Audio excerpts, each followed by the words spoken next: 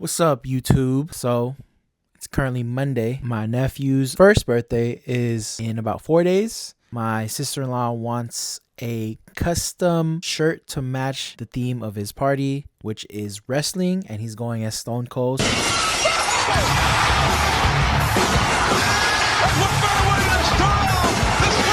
We gonna make a custom Stone Cold t-shirt for her. This is gonna include some cropping and a lot more of airbrush. But yeah, let's go and make it. We got this American Apparel tee, this black with the striped collar, I guess. We're gonna crop it down so it's more of a boxier fit. Use this Sago jersey as the reference. Get your measuring tape and then go top of the shoulder, bottom of the collar, all the way down. So it's about 27. We're gonna take off about 3 inches off this. What I do is go ahead and flip it inside out. Fold this basically until you get 3 inches. I usually measure from the side just because it's easier and you can match up, especially with the seam. So that's about 3 inches. And then you pull it. And then what you want to do is basically just iron this.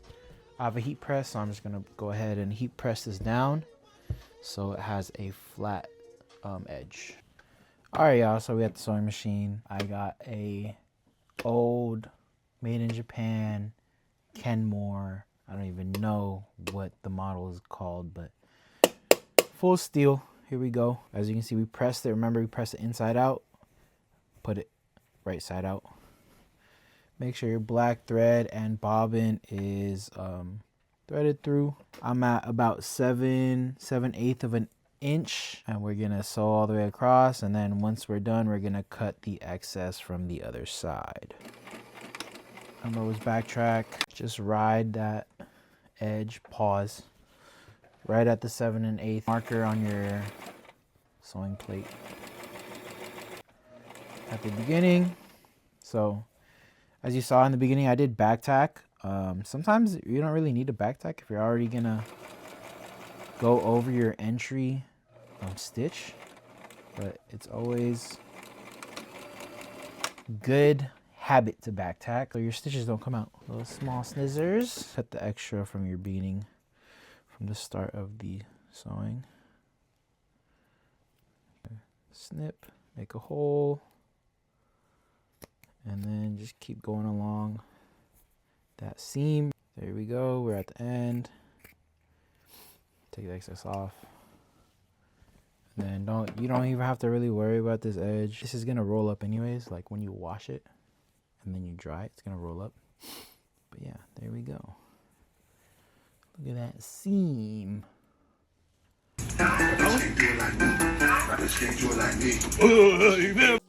So it's finally time to airbrush, y'all. Here's a little reference and what we are gonna use for our font. Little chrome action right here. First thing we're gonna do right here is lay down our white base.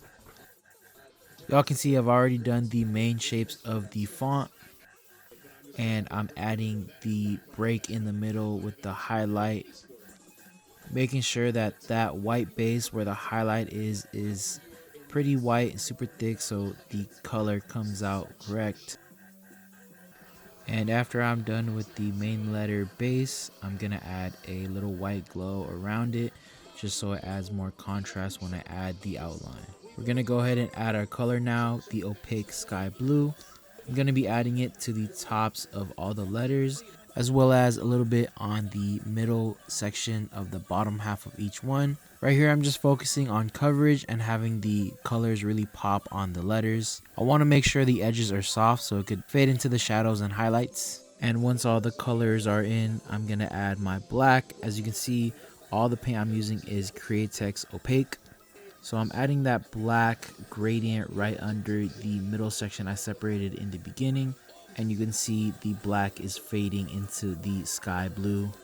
And with the gradient, I'm also adding a black outline. This is really gonna add a contrast between the glow and the letters. And once I add the inner white outline, it's gonna make it pop even more. And then we're gonna go ahead and move on to the bottom letters. Again, hitting that black gradient right under the middle break of each letter. And finally finish off the letters with the black outline. And lastly, we're going to go back in with the opaque white. Again, Createx airbrush colors. We're going to be touching up that white gradient in the middle and bottom of each letter, as well as adding the white inner outline. As I mentioned earlier, you could see the letters are popping out more with that white and black outline right next to each other. I know y'all see that technique with the flick of the wrist, trying to blend the white smoothly into the sky blue. And finally, what is a airbrush design without a little sparkle or star highlights? I've been loving adding these lately in almost all of my designs just because it adds that little pop and that classic airbrush style.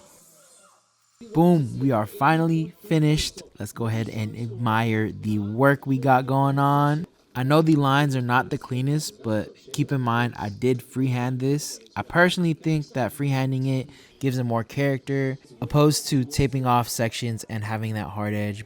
But everybody has their own opinions, so let me know what you guys think. There you have it, y'all. Cropped and airbrush tee.